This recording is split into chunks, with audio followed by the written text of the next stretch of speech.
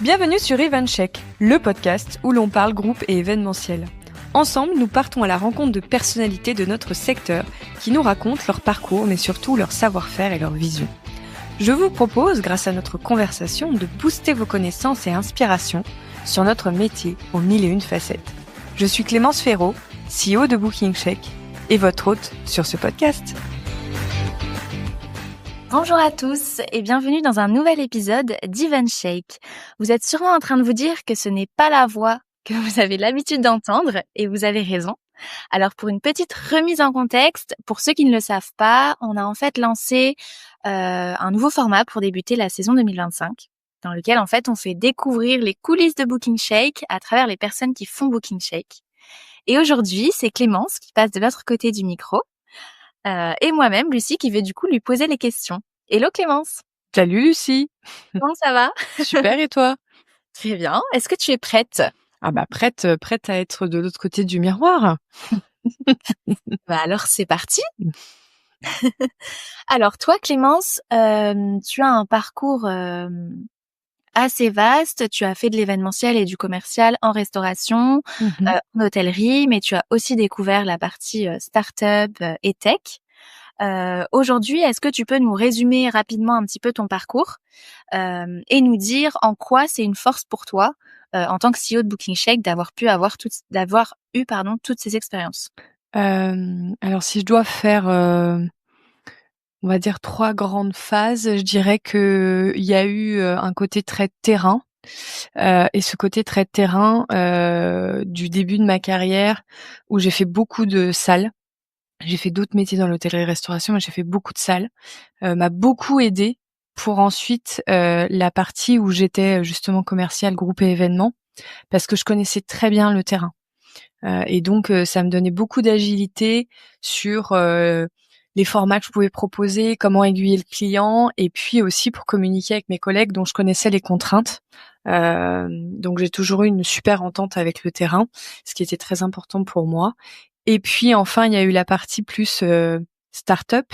Ouais. Je restais dans mon univers événementiel, mais pareil, comme je connaissais très très bien le monde des établissements, le quotidien des commerciales groupés événements à qui on adressait en fait notre produit dans l'entreprise tech dans laquelle j'ai travaillé, ça me faisait un peu une vision à 360 sur les prestataires du secteur, les lieux du secteur, et ça me permettait un peu de boucler la boucle.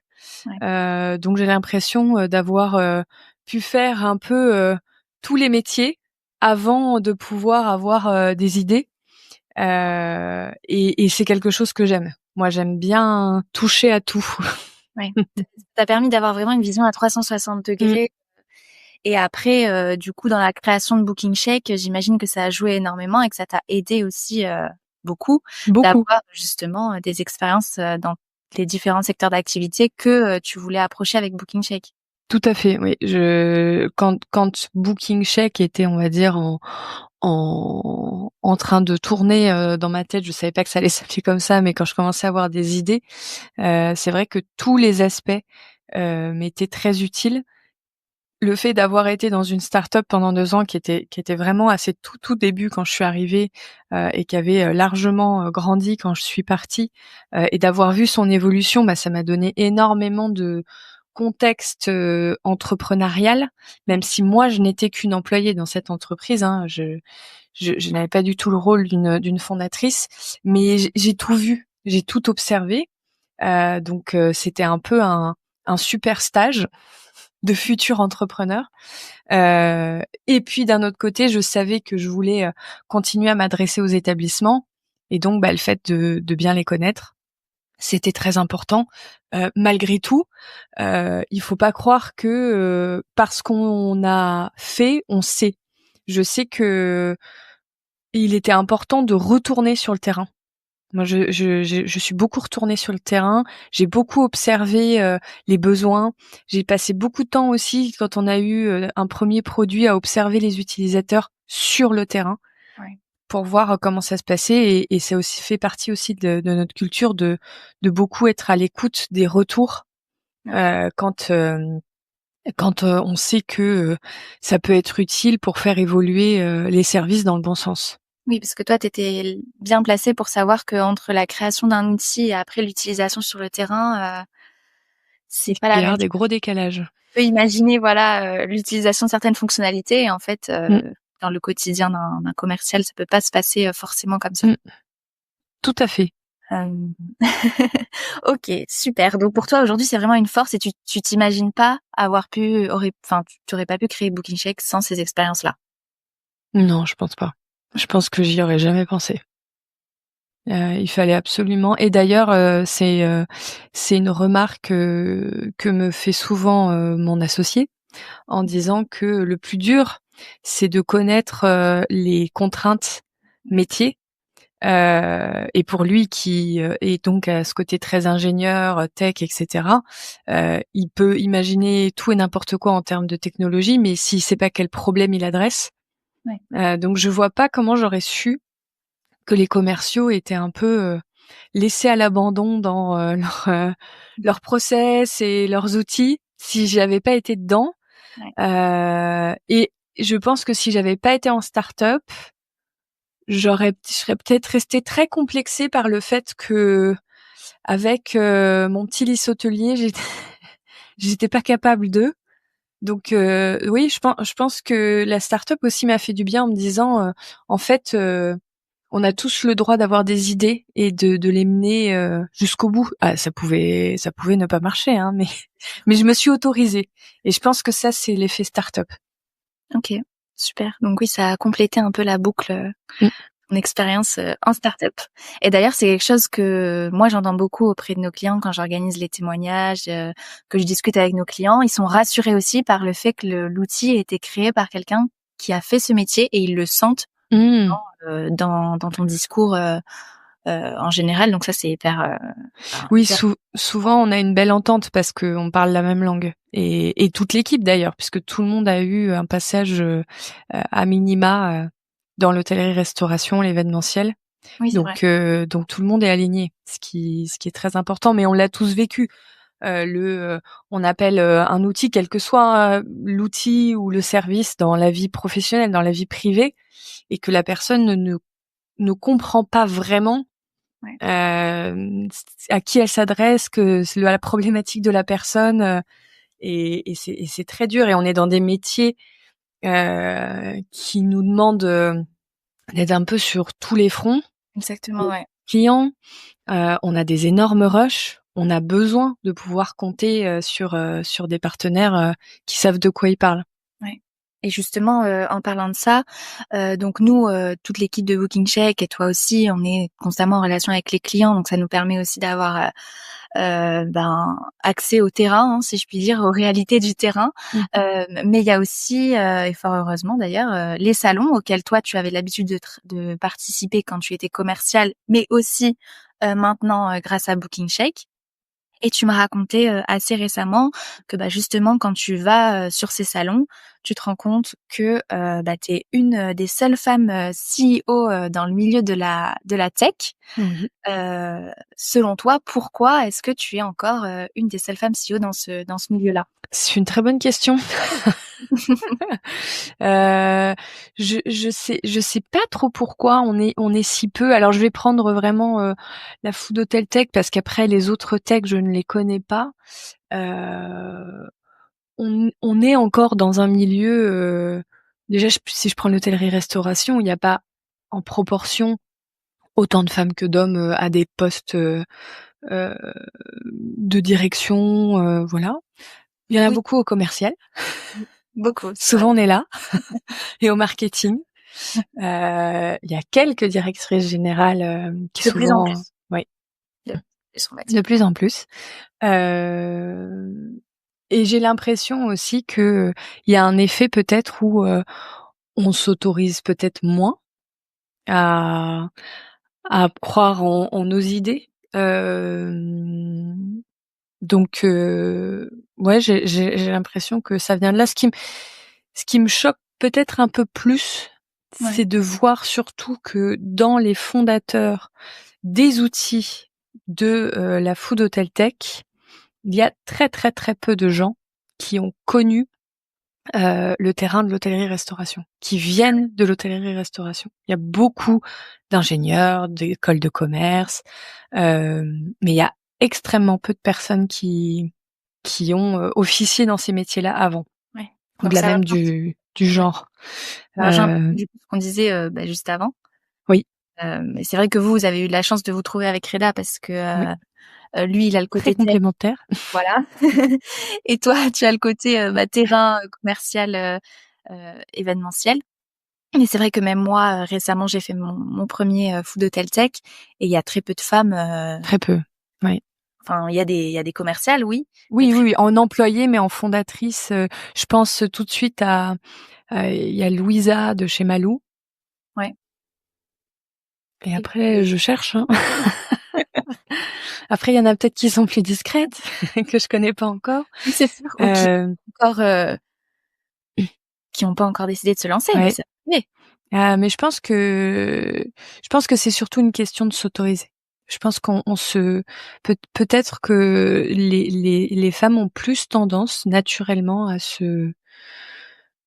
s'auto comment on dit censurer. Ouais. Ouais. Et est-ce que Je toi, quand tu as eu, le projet de créer Booking Shake, tu t'es posé cette question ou pas du tout? Ça t'est ah pas du tout oui, traversé l'esprit? ah si, de m'autoriser à? Oui. Ah oui, bah déjà, je pense que pendant des années, si on m'avait dit que j'allais entreprendre quelque chose, j'aurais dit que c'était sûr que non. Voilà, donc ça c'était déjà une base. Et qu'est-ce qui Et t'a permis de, du coup, te dire: «Bah si, j'y vais, il y a alors moi je» c'était plus, c'était pas tellement, je me disais pas que j'avais, comment je pourrais dire? J'avais le droit, j'avais tout intérêt à aller vers ça. C'est plus que je m'ennuyais assez vite. J'avais du mal à trouver un poste, où j'avais assez de challenge, de réflexion pour me tenir en haleine. Ouais. Donc généralement, au bout de 6 mois, j'arrivais un peu sur une zone de plateau et là, pour moi, ça devenait, l'horizon était très plat. Je ne voyais pas de sommet à gravir. Oui, oui, tu avais l'impression d'avoir fait un peu le tour, de ce que tu pouvais faire, C'est ça. au sein de Et ce quand je proposais des idées, parce qu'évidemment, je restais pas à attendre, hein, quand je disais: «Beh, voilà, est-ce qu'on pourrait peut-être, tenter, ci ou ça? Est-ce que je pourrais me former à ça?» Est-ce que, bien entendu, sous-entendu que le reste était géré, hein. Je ouais. je je disais pas: «Bah, je vais faire moins». Voilà, hein, mon poste tournait, j'avais besoin d'être alimentée et souvent on me disait: «Non» et en fait, c'était ça le problème, c'est que ça n'était pas une possibilité. Donc je pense qu'il y a eu ça, que jumelé au fait que quand je me suis retrouvée, donc en start-up événementielle, j'ai été chez un apporteur, je me suis Ouais. retrouvée de l'autre côté du miroir. J'ai vu là des milliers de personnes, recevoir des groupes et des événements et gérer cette demande entrante et c'est plus là où je me suis dit: «En fait, il y a énormément de valeur à apporter sur ce métier Ouais. qui est vraiment aux prémices, de son savoir-faire». Je trouvais qu'il y avait vraiment quelque chose à faire pour aider et faire en sorte que tous ces commerciaux, groupes et événements puissent faire, leur métier dans toutes les règles de l'art et s'épanouir. Donc c'est plus ça qui m'a, Tu as convaincu. qui ouais, qui m'a donné envie de faire quelque chose et Ouais. puis de fil en aiguille, le rôle d'être, une fondatrice, on va dire, une CEO est venu avec le temps. Je l'ai appris avec le temps, parce que c'était pas naturel pour moi, non. Oui, donc ça prouve à ceux qui nous écoutent que, c'est pas forcément quelque chose, avec lequel on est, hein, mais ça se construit au fur et à mesure du temps et C'est ça et par contre, à l'inverse, moi, j'avais un associé qui, lui, avait déjà cette position, de fondateur, de création de ouais, créateur d'entreprise, et qui, lui, m'a donné beaucoup de confiance ouais. Ah et bah, je pense que ça, c'est aussi quelque chose qui joue énormément quand on s'associe à quelqu'un, il y a s'il y a une des personnes qui est plus, comment je pourrais dire, qui a plus pris les épaules de ce qu'il allait faire, il peut donner beaucoup à l'autre. Ouais. Voilà. Donc moi ça a beaucoup joué, parce que quand il y a quelqu'un au quotidien qui dit moi je trouve que c'est super ce que tu fais, continue. Ouais. Bon ça aide. Ça c'est sûr. Je peux comprendre. Et du coup, donc tu parlais de Reda et de toi et le fait que vous vous complétiez. Donc vous nous avez quand même raconté que à l'origine vous aviez pour Booking Check une vision très propre à ce que, enfin vous vouliez pas, on va dire changer la vision que vous aviez pour Booking Check de A à Z. Mmh. Euh, et c'est surtout lié au fait que vous n'aviez pas de levée de fonds. Donc Mmh. Check est une entreprise autofinancée. Mmh. Est-ce que tu peux nous parler un petit peu de cette vision et pourquoi vous avez décidé justement de pas lever de fonds? Alors, je dirais que on n'a pas levé des fonds pour, enfin, on avait tous les 2 une histoire avec une vision, une histoire avec la levée de fonds qui est un petit peu différente. Donc peut-être que je ne vais pas spoiler, la version de Reda, mais en gros, Raconte-nous la tienne. pour ma part, je l'ai vécu en tant qu'employée, en fait. Je l'ai vu en observatrice, en tant qu'employée de sa start-up, où il y avait un stress énorme sur le fait d'une croissance. Ouais. Et pas une croissance d'1%, hein. On était sur des énormes croissances. Et en fait, c'était évidemment toujours quasiment inatteignable. Ce qui fait que on était constamment en train de nous dire bon on n'a pas fait les chiffres qu'on devait faire, mais c'est quand même bien, mais c'est pas tout à fait bien. Ouais. Et du coup, je voyais aussi beaucoup le fond avec les fondateurs pivoter régulièrement sur leur stratégie pour aller chercher cette croissance qui leur permettrait d'atteindre la rentabilité. Et en fait, je me suis toujours dit, c'est mon avis personnel, que le fait de pivoter aussi souvent dans des décisions vraiment qui, comment je pourrais dire, qui étaient des bases de l'entreprise sur qu'est-ce qu'on fait, comment on le fait, quel service on a, le panel de services qu'on a. Ouais. Donc c'était vraiment des choses impactantes. Le fait de pivoter aussi souvent, je me disais que c'était pas très sain. Ouais. C'était pas sain pour la boîte qui en fait n'avait pas le temps de s'ancrer sur certains services qui étaient pour moi des bonnes idées. Et pour les équipes, c'était très très très dur aussi de fédérer les équipes quand on change aussi souvent, parce que je dis n'importe quoi, quand on est embauché pour un projet A et que 3 mois après ça devient un projet B, Ouais. il y avait un peu donc en fait c'est comme si la boîte elle était tout le temps sans équilibre, on était tout le temps en tremblement de terre. Ouais. Selon moi, encore une fois. Donc ça m'avait un petit peu marqué dans le sens où je m'étais dit, je suis pas sûre de ce point-là. Je voyais aussi que des fois le fond était très présent sur des décisions euh, sans forcément maîtriser le sujet sur lequel il demandait à l'entreprise de pivoter. C'est-à-dire qu'il le disait, il faut qu'on change ce service-là et qu'on le transforme comme ça. Ouais. Mais sur des choses quand on venait venait du terrain, justement, quand on venait de l'hôtellerie-restauration, moi je sais que parfois c'était incompréhensible. Ouais. Je me disais que ça ne pouvait pas fonctionner parce que ça n'était pas vendable en gros Ouais. pour un établissement. C'était pas vendable à un établissement d'hôtellerie-restauration.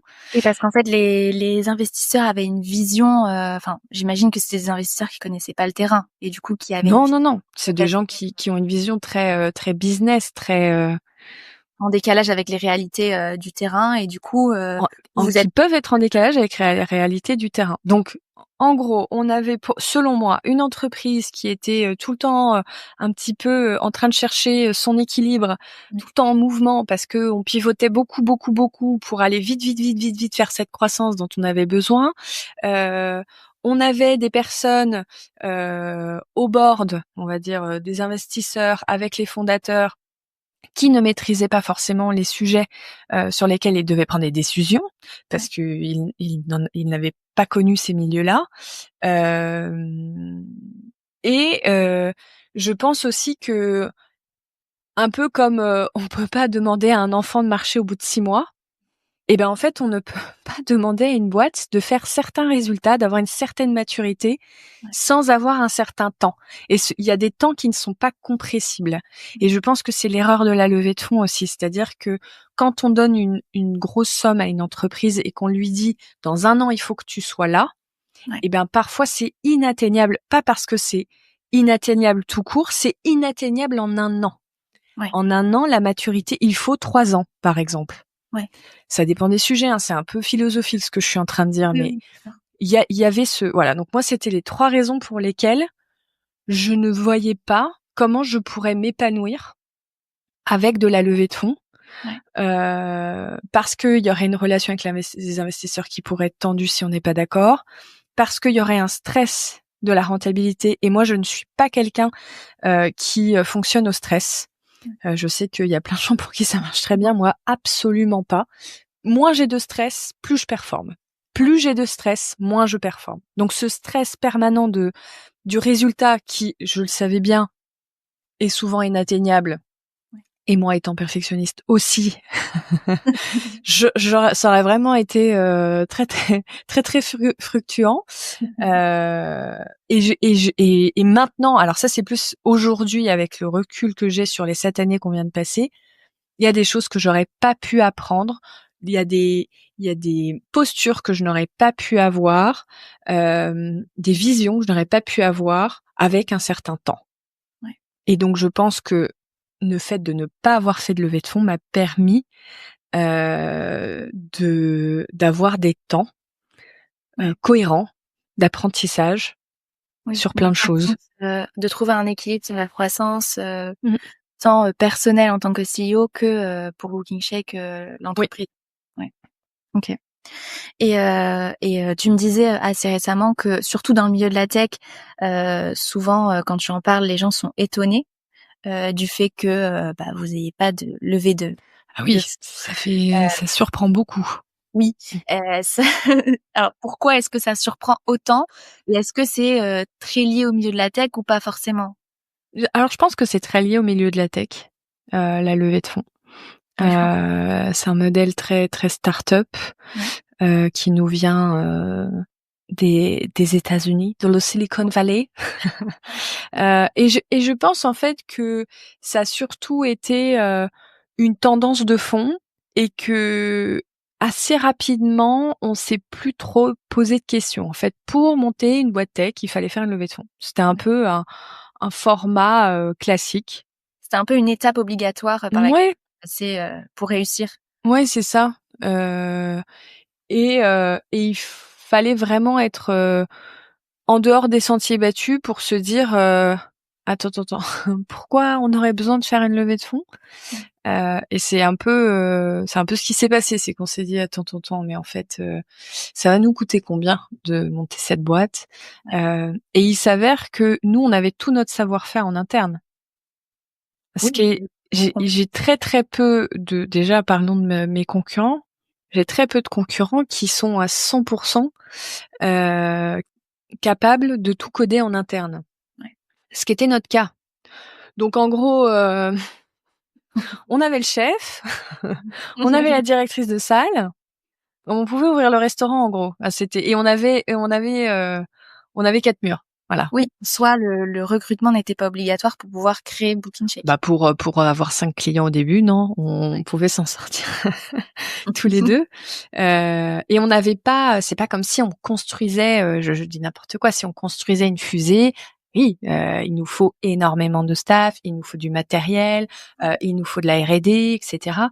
On n'est pas à ces niveaux-là. Ouais. Heu, Oui, c'était on vraiment s'est une volonté pour vous aussi, de croître, en fonction de vous et Non, et à votre rythme. même le modèle d'entreprise, le service que tu proposes, comme c'est du code, tu Ouais. développes un produit à base de code, c'est du temps. Ouais. il y a pas de coût très important, quand on démarre. Parce qu'on n'a pas assez de clients et d'activités pour que ça nous coûte cher. Ouais. Les coûts augmentent avec la croissance. Donc c'est plutôt sain. Oui, oui, non, mais ça, c'est sûr. Donc du coup, au début, vous étiez tous les 2 Oui. pendant plusieurs années et assez récemment, vous avez décidé de recruter. On a pu recruter surtout. Vous avez pu recruter. Est-ce que tu peux nous expliquer un petit peu, heu, dans quel pôle vous avez recruté et pourquoi c'était des priorités pour vous? Ah oui, bien sûr. Le premier pôle dans lequel on a recruté, c'était le service client. Et c'est rigolo parce que c'est vrai que le service client est vraiment au cœur, de nos, comment je pourrais dire? De nos attentions. On a vraiment, envie que, nos utilisateurs, aient un service client, très qualitatif. Donc c'est là où Marion est arrivée, c'était, il y a, un tout petit peu plus d'1 an. OK. Hem Et puis, bah, ça venait aussi d'un volume, de J'imagine, demandes entrantes, qui fait que moi je ne pouvais plus gérer ça et tout le reste. bien sûr. Voilà. Ensuite, on a recruté une personne au commercial. Alors là, ça fait partie par exemple, des sujets où il nous a fallu un temps incompressible d'apprentissage sur comment est-ce qu'on voulait faire du commercial, au sein de notre entreprise. Quelle vision on avait sur, ce qu'on voulait faire vivre comme expérience à nos prospects. Et ça nous a pris beaucoup de temps d'avoir une vision claire et Plusieurs, et plusieurs choses? comment? Vous avez testé plusieurs choses avant de savoir, ce vers quoi voulez-vous tourner ou plutôt vous êtes posés et vous êtes dit, Je dirais on a testé plusieurs choses, mais sans trop savoir ce qu'on était en train de tester pendant un d'accord, moment. On avait des intuitions, mais c'était pas très, comment je pourrais dire? Étudié, pas étudié, mais c'est pas on n'avait pas forcément fait nos devoirs. On n'avait pas bien c'était très ouais, c'était très très intuitif et mais pas assez dans le factuel, parce que, il y a c'est très documenté, hein, les ventes aujourd'hui, il y a énormément, de contenu, c'est très il y a beaucoup, beaucoup de choses. Donc voilà, beaucoup d'intuitifs au début, donc beaucoup d'erreurs, mais c'est bien.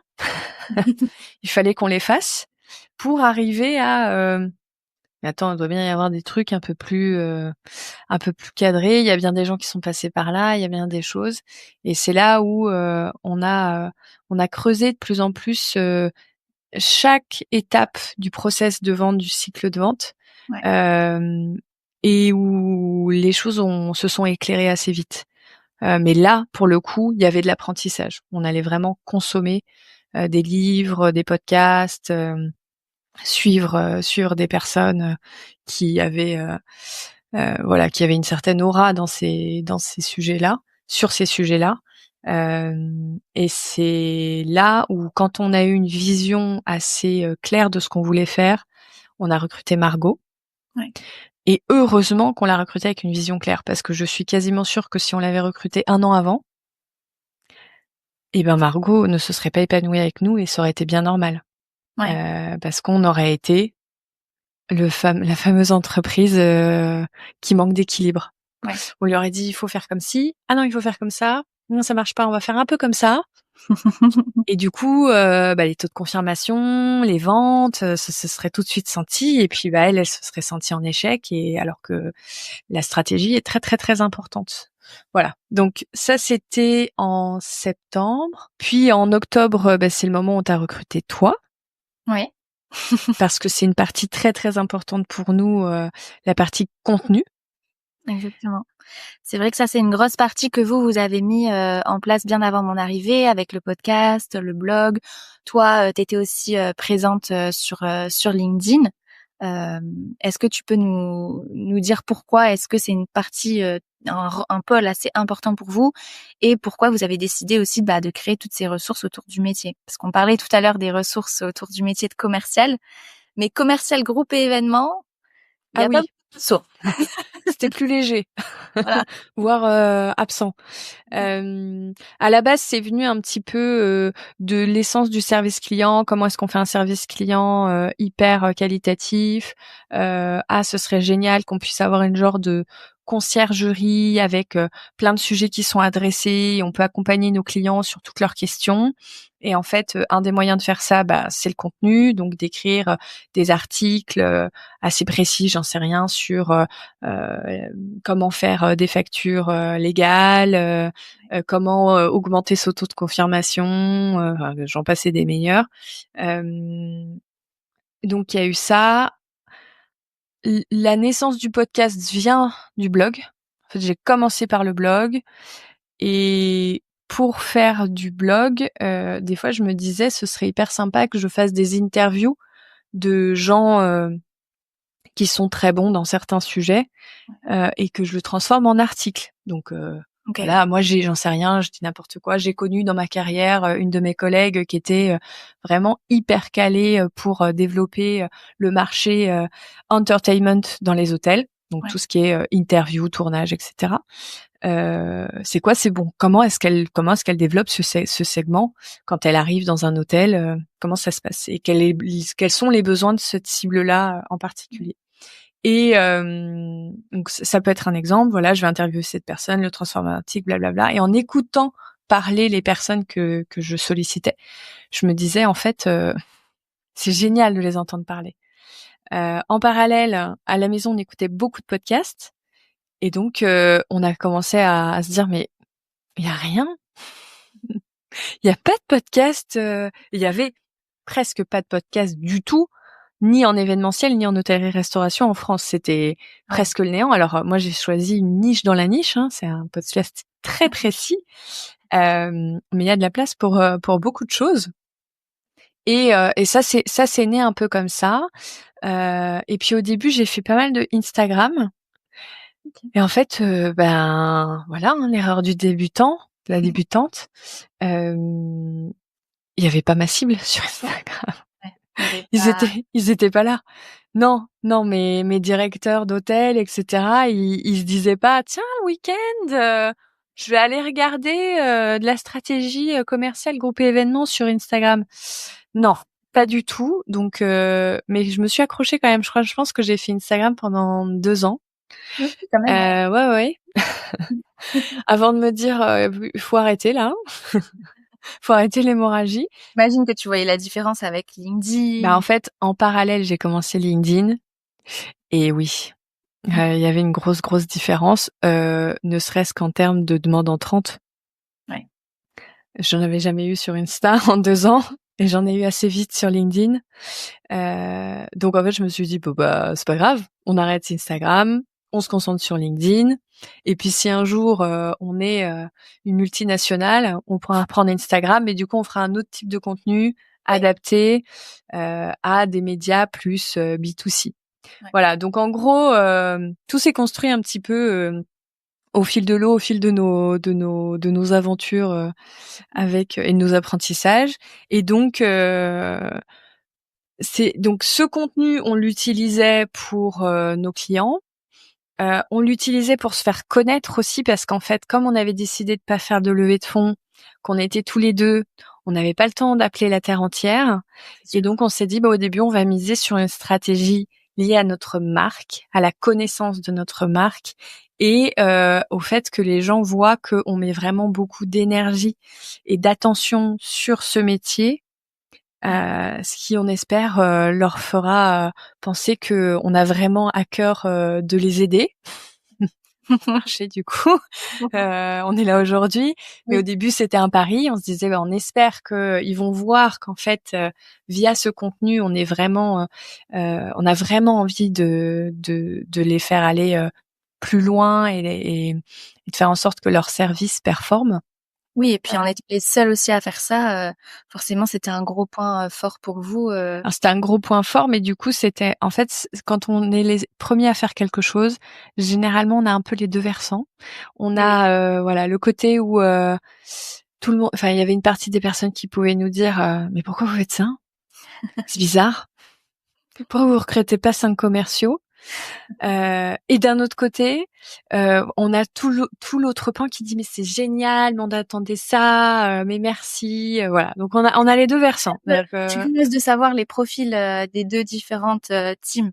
Ah Est-ce bah que c'est, souvent les personnes qui nous disaient oui, qu'est-ce que vous êtes en train de faire, c'est des gens assez traditionnels ouais. dans leur façon de penser.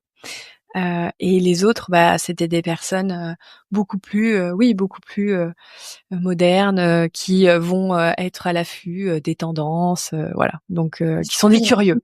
oui, et surtout, j'imagine aussi qu'ils voyaient la valeur de ce que vous apportez et qu'ils trouvaient Oui, ça chouette. oui.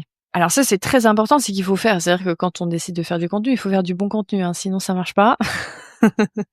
Juste de dire, je vais écrire un truc pour écrire un truc, ou je vais dire à ChatGPT de m'écrire des trucs, ou d'aller recopier le blog ou enfin les contenus d'une autre marque. Vraiment, quand je dis recopier, on peut s'en inspirer, on s'inspire toujours des autres. Hein.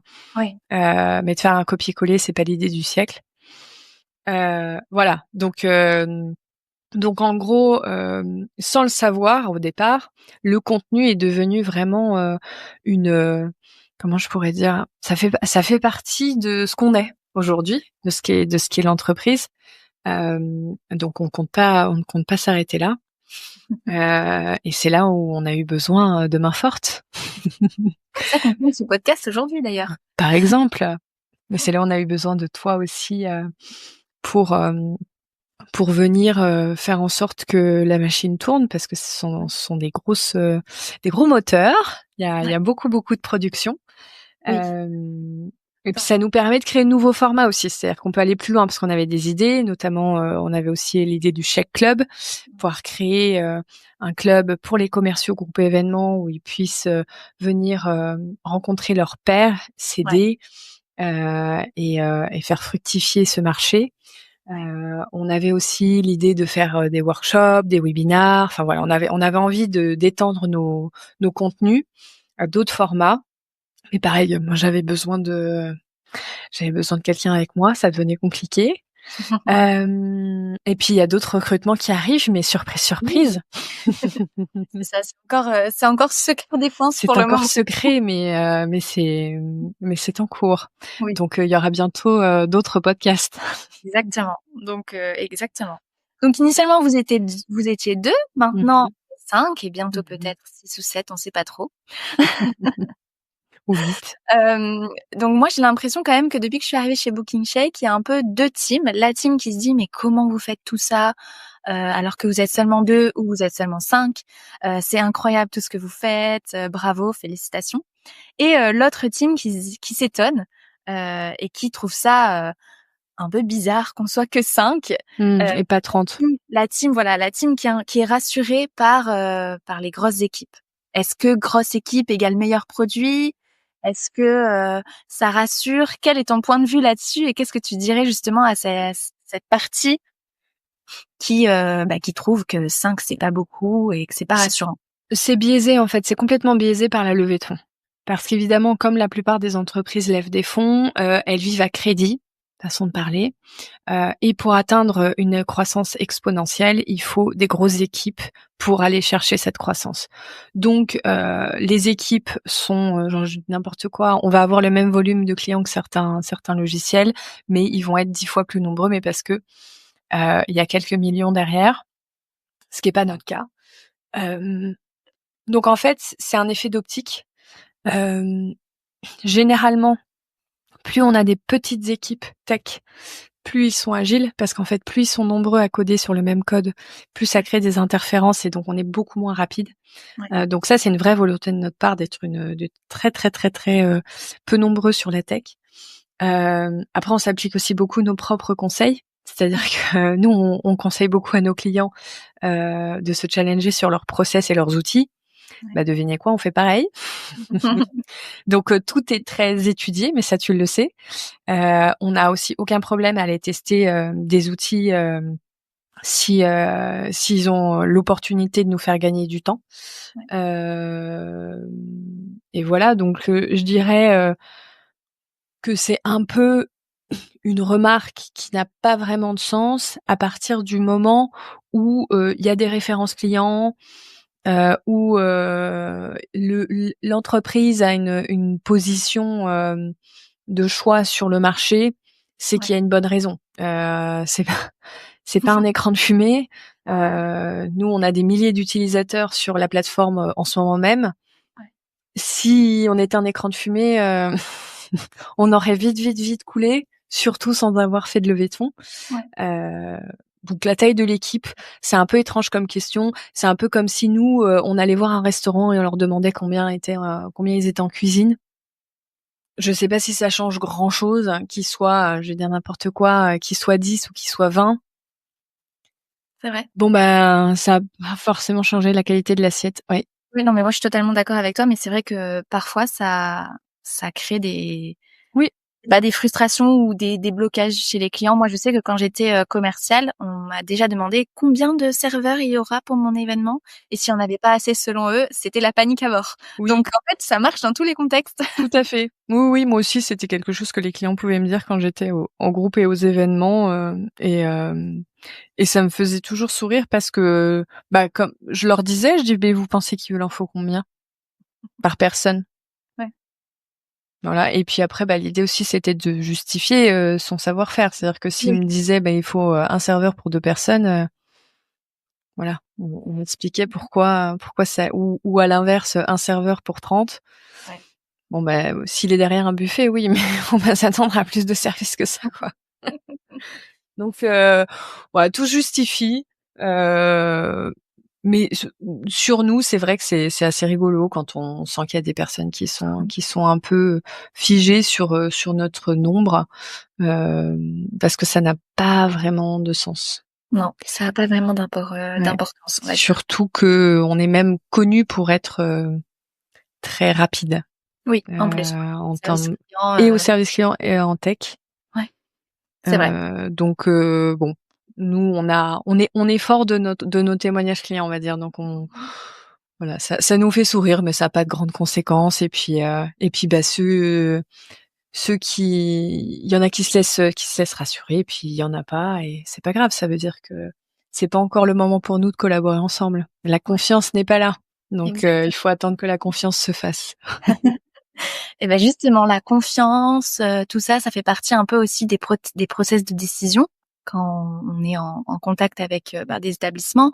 Donc aujourd'hui, c'est Margot, qui est au pôle commercial, mais avant, toi aussi, tu t'occupais de cette Mmh. partie-là, Oui, et ça du m'arrive coup, encore d'être tu es dessus, ouais. constamment, voilà, ça t'arrive encore d'être dessus, et du coup, tu es constamment face à des objections Mmh. où, tu fais partie, en fait, tu vois les différents process de décision des établissements.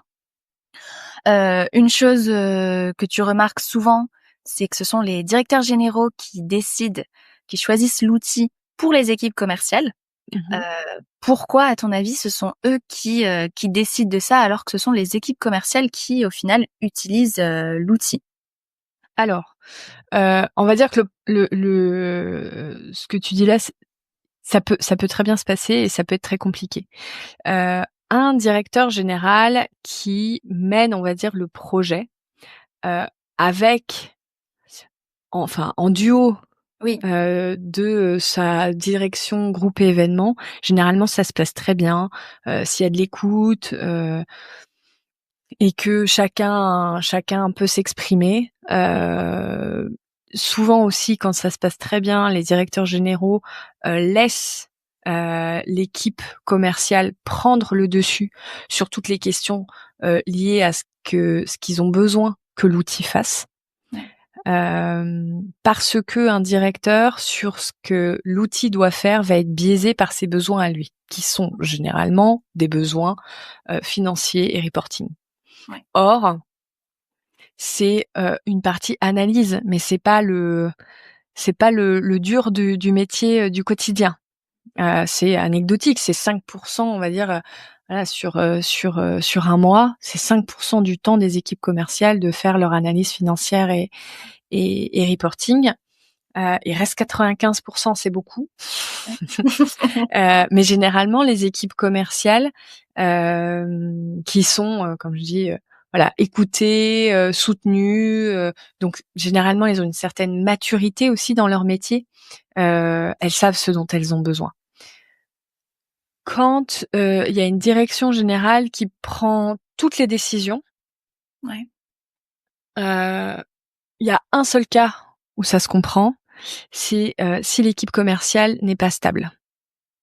C'est-à-dire que, ils ont pas vraiment fait, de recrutement, c'est en cours, ou la direction générale a fait beaucoup de commercial. D'accord, Ils oui. s'en sont occupés. Ça arrive, hein. Ça arrive que du coup, il y ait, des DG, ou DG adjoints qui du Oui. coup se soient dit: «Bon bah, je vais mettre dessus. Moi, j'ai fait ce métier-là avant, je le connais, et puis le temps qu'on monte une équipe solide, je vais m'intéresser à ça». Bon, dans ce cas-là, le directeur général, la directrice générale sont capables, aussi d'avoir une vision sur, ce dont ils ont besoin quand ça fait partie de leur quotidien. Parce qu'attention, quand, on n'a pas fait ça depuis 5 ans, comme je disais, hein, même nous qui faisons ça au quotidien, pour garder, un œil sur le terrain, on parle beaucoup, beaucoup, beaucoup, beaucoup aux gens du terrain, Ouais. Superviser. plusieurs fois par jour. Ouais. Donc si pendant 5 ans on a un peu laissé le dossier de côté, on peut passer à côté de grosses fonctionnalités dont on a besoin.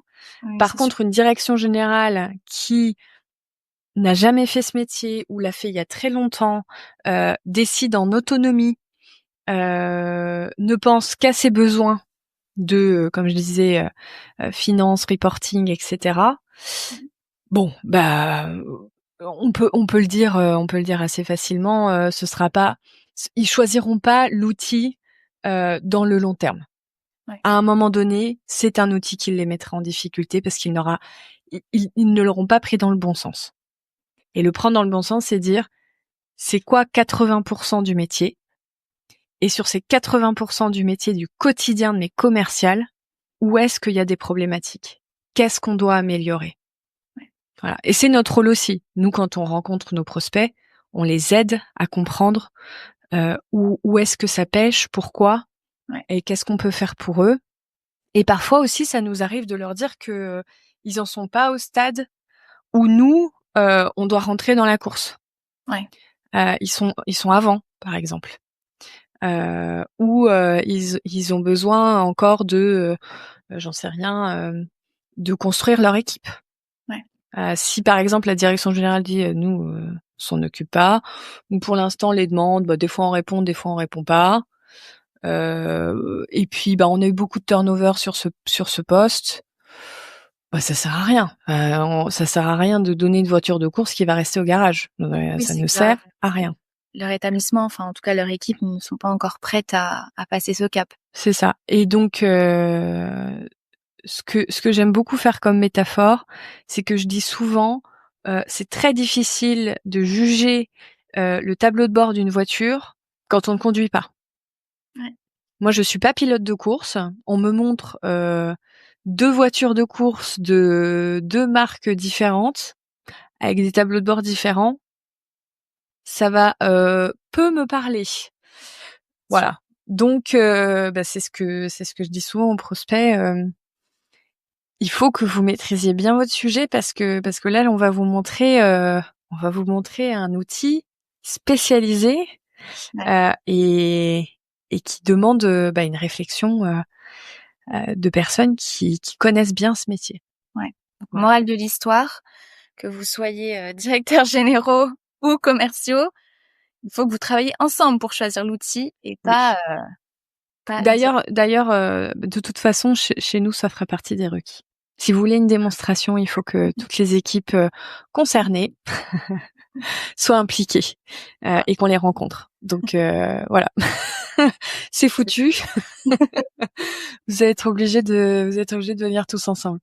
Et d'ailleurs, les plus beaux partenariats qu'on a en termes de, je veux dire, où l'outil a un impact, vraiment, important, Ouais. c'est souvent ce genre de profil. C'est-à-dire que Ouais, c'est vrai. la direction générale, est intervenue à un moment donné, mais plutôt sur, va vérifier des choses où parfois l'équipe commerciale ne va pas penser sur, la RGPD, Ouais. parce que, voilà, il faut protéger les données du client, Ouais. ou, la direction générale aussi a souvent, les budgets. Oui. Sauf ça arrive que les directions commerciales, on leur donne un budget, ils savent ce qu'ils peuvent faire. Ouais. Mais souvent la direction générale, c'est elle qui tient Qui le budget. valide. Ouais. C'est ça. Est-ce que l'outil est hébergé? Est-ce que les datas sont hébergées en France ou en Europe? Oui. Voilà, ça c'est le genre de choses que la direction générale peut vérifier. Mais c'est plus, on rentre voilà dans de la vérification euh, de la qualité, on va dire, Ouais. et moins dans c'est quoi les fonctionnalités du quotidien. Ouais. Ça OK. c'est l'équipe commerciale, toujours. OK, très bien. Et ben, en parallèle de ça, on a aussi, donc les DG, qui décident parfois seuls pour leurs équipes, on en a parlé. On a certains gros groupes aussi qui ne nous référencent pas. Est-ce que tu peux nous en parler un peu plus en détail, nous expliquer pourquoi, selon toi? Pourquoi est-ce qu'ils ne nous référencent pas? Je ne sais pas trop. C'est une bonne question. Il faudrait qu'on leur demande. J'avoue que tu me poses une colle. Selon toi, les raisons qui se cachent derrière, le fait que parce qu'on pourrait pas savoir, la raison, Alors exacte. souvent, les personnes qui sont en charge des partenariats traînent sur les salons. Nous, on fait très très peu de salons. Breaking news, ça n'est pas rentable. Voilà, donc nous, on aime bien plutôt avoir des actions rentables. Et les salons, clairement, c'est pas trop le cas. Alors, si on y va uniquement pour la marque, Ouais. voilà, hein, c'est une action marketing. Mais aujourd'hui, pour nous, c'est pas quelque chose dont on a besoin parce qu'on a des médias qui sont très forts. Donc, on est peu sur les salons, ce qui fait que les chargés de partenariat de certaines marques ne nous voient pas. Cela dit, ils ont pas beaucoup été sur Internet parce qu'on est quand même, comme je disais, on a une marque et des médias très forts. Ouais. On est le seul podcast qui parle de ça. Donc, pour pas nous voir, il faut aussi avoir envie de vraiment pas nous trouver. Donc, je pense que ça s'arrête un peu là. Moi, j'ai souvent eu cette discussion de ah bon, on vous a pas vu sur Équipe Hôtel. Ouais. Ok. Ça s'arrête là, la justification, Oui, ça va pas tellement plus loin. Donc généralement, notre référencement se fait par les utilisateurs, ouais. ce qui en définitif est tout autant gratifiant parce qu'en fait, on ne rentre pas parce qu'on a fait un salon et que on a encenser la personne des partenariats de je ne sais quelle marque. On Ouais. rentre parce que les utilisateurs sont allés voir leur marque et leur ont dit nous on utilise tel outil, Ouais. c'est génial. Il faudrait vraiment que tout le monde soit au courant que ça existe au sein de notre réseau. Par contre, ce qui arrive, et ça c'est un petit peu choquant, c'est que certaines marques avec qui nous avons été mis en relation par des contacts communs refusent de nous parler. Pourquoi? C'est un mystère. Et quand je dis refuse de nous parler, c'est vraiment une rencontre, hein. Il y a rien sur la table, Oui, bien sûr. rien n'est demandé à qui que ce soit. C'est une prise de contact. Hem, Au sein, généralement, quand on est mis en relation, par nos utilisateurs ou par, quelqu'un en interne de l'entreprise, qui a envie de faire découvrir ce qu'on fait, on est généralement mis en relation avec, le service partenariat. Ouais. Et il y a des personnes dont le métier est de faire des partenariats, donc a priori de rencontrer du monde, refusent de nous parler. Alors ça c'est plus surprenant. Voilà, ça je pense que ce serait une pratique qu'il serait bonne d'arrêter. Donc j'ai hâte que ça s'arrête et qu'on puisse se rencontrer. Ça veut pas dire que on sera forcément partenaires, mais au moins Ouais. on aura pu échanger et puis voir ce qu'on peut ou pas faire ensemble, mais pas Oui. être mis sur le banc de touche sans aucune raison. Ouais. Ça Puis même me choque un peu. c'est intéressant pour eux de savoir aussi ce qui se passe sur le marché, ce qui se fait, sans forcément, aller plus Oui, loin. c'est de la veille, bien sûr. Ouais, bah, voilà, de faire de la veille, savoir ce qui se passe, Mais quoi. comme des établissements sont en droit de nous demander des démonstrations pour par question de veille. Oui, On bien sûr. l'entend complètement, c'est Ouais, une bonne pratique. ouais, ouais, Nous les premiers, il y a des rencontres qu'on fait par veille. ouais. On sait qu'aujourd'hui, on n'est pas au stade de collaborer avec certaines marques, etc.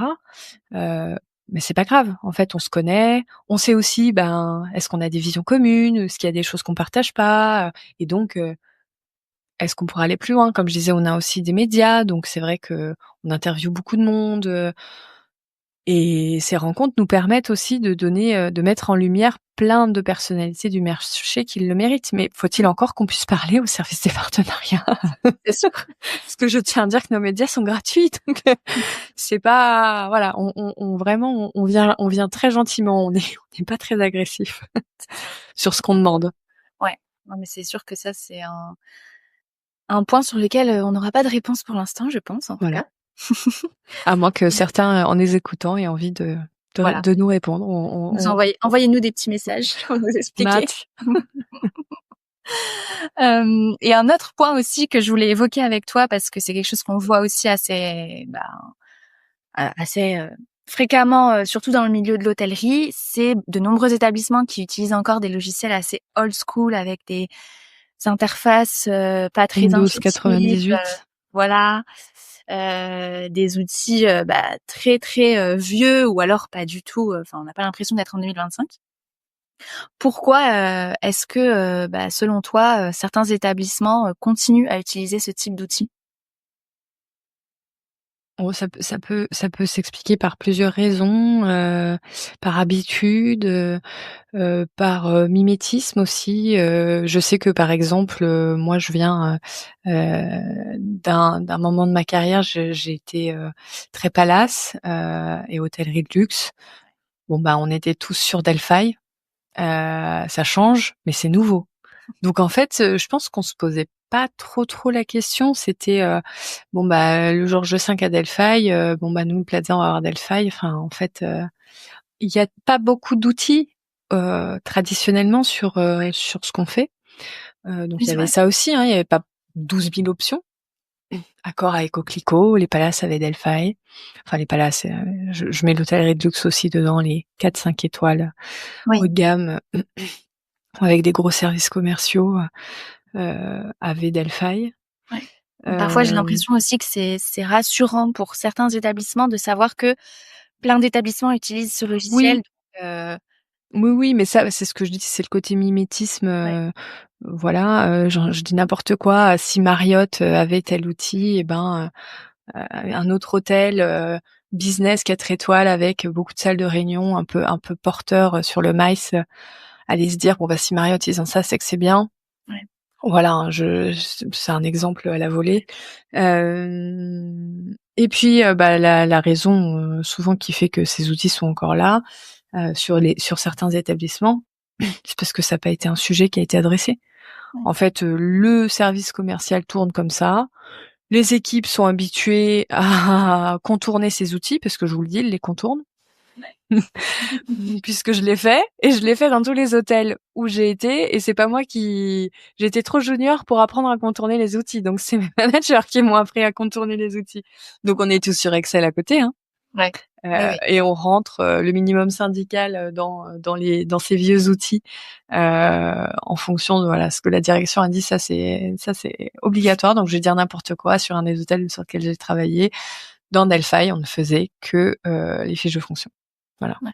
Mais c'est là Tout que le c'est reste, dommage parce que l'outil perd tout son oui, sens. complètement. Et Et souvent, il y a quelque chose qu'on nous dit souvent, c'est on n'imaginait pas que vous alliez faire tout ça. ah oui. On n'imaginait pas que vous étiez aussi complet. On n'imaginait pas que c'était aussi puissant. Ouais. Donc il y a aussi Parce qu'on ça. a l'habitude en fait d'avoir d'autres outils sur lesquels on fait une partie de nos missions et le reste C'est ça. sur C'est Excel ça. ou Donc complète. il y a un peu un oui, si c'est pour nous montrer une version colorée de Delphi, on va rester sur Delphi. En fait, c'est bien, on est dessus, les équipes sont habituées, il y a pas vraiment de voilà, on a le service tourne, personne se plaint. Voilà, en gros, personne se plaint. Donc Et c'est c'est pour ça que c'est important d'être curieux, hein, et voilà, de mais demander des démos oui, même si ça mène à c'est ce que rien. je dis, au pire vous repartirez avec des bonnes idées. Voilà, et vous vous rendrez aussi peut-être compte de ce que vous pourriez avoir. Oui, du quotidien, oui. On nous dit souvent aussi quand le on arrive au stade où on va créer les comptes et les livrer, etc. à nos nouveaux clients. Souvent, on reçoit des mails pour dire on a hâte, c'est comme un Noël professionnel. Ouais. Donc oui. Et même ça fait penser, même souvent on a des clients qui, quand ils quittent leur établissement pour aller dans un autre établissement, nous disent s'il n'y a pas Booking Shake, je leur imposerai de mettre Booking Shake parce que je peux plus m'en passer. Ouais, ils ont peur de repasser sur autre chose. Ouais. Oui, c'est rigolo.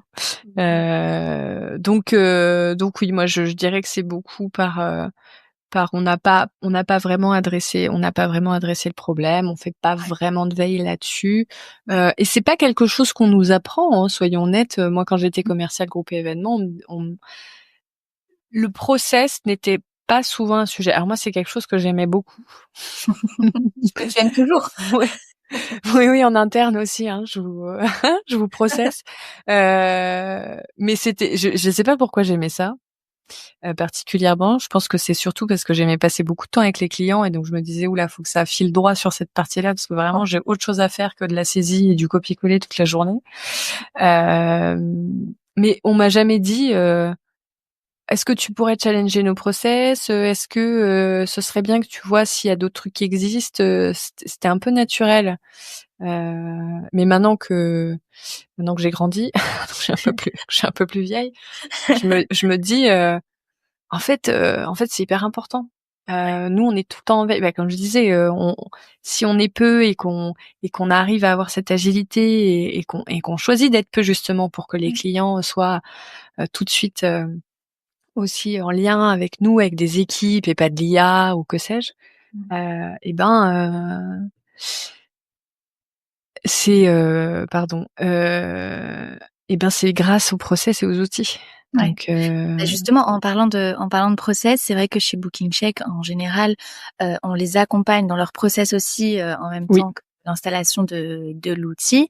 Et du coup, bah, on fait un peu un point sur leur oui, process enfin un commercial, gros point. voilà, l'organisation, comment ça se passe. Est-ce que tu peux nous donner un petit peu, toi, quelles sont les grosses erreurs que tu vois le plus au quotidien et où tu te dis en 2025, c'est plus possible de faire ça au sein des services commerciaux, il faut arrêter. Il n'est plus possible de faire une offre sans avoir parlé à un client. Interdit. Je dis à tous mes workshops, Ouais. pas d'appel de qualification, pas de devis. Interdit. Vous passez à côté de tout. Qui est le client? Qu'est-ce qu'il veut? À quoi il est sensible? Même un petit déjeuner, vous pouvez passer à côté de quelque chose. Et en fait, c'est là aussi que vous allez fidéliser, le faire revenir sur des plus gros événements. Une relation de confiance, ça se construit. C'est comme ça aussi que vous allez savoir si vos offres elles sont adaptées, s'il faut les challenger. En fait, cet appel de qualification, il est central dans toute votre stratégie C'est sur une votre information. c'est vraiment donc ça pour moi c'est pas possible. Les formulaires de 15 pages où les clients font leur devis en ligne, c'est une horreur. Alors pour plein de raisons. Euh, alors je vais juste mettre un bémol sur ce que je dis. Vous êtes un petit hôtel. C'est les réceptionnistes qui doivent gérer les demandes entrantes. Vous n'avez pas les équipes derrière, etc. Je l'entends. Vous avez un formulaire. Essayez de prendre ce qu'il y a de mieux sur le marché en termes d'expérience, parce que vraiment, il y a de tout, pour que ça soit vraiment, vraiment, vraiment très simple pour le client. Mais je peux entendre que ça soit compliqué. Pour tous les autres, si vous avez un service commercial, c'est inentendable que vos clients se retrouvent à taffer à votre place. En plus, pour ceux qui prennent le temps de remplir ce formulaire, parce que tout le monde n'aura pas la patience, donc vous avez des taux de conversion sur vos sites qui sont nuls, alors que les sites web, on le sait, ça vous coûte cher. Et enfin, vos clients ne sont pas des professionnels de l'événementiel. Ça n'est pas leur métier de savoir s'ils veulent une pause, deux pauses, s'il faut faire une activité team building en plein milieu, s'ils veulent plutôt des singles ou des twins. C'est là où le commercial va venir conseiller son client. Voilà. Donc, on reçoit une demande entrante via un formulaire simple et efficace qui va avoir un super taux de conversion et on fait un appel de qualification.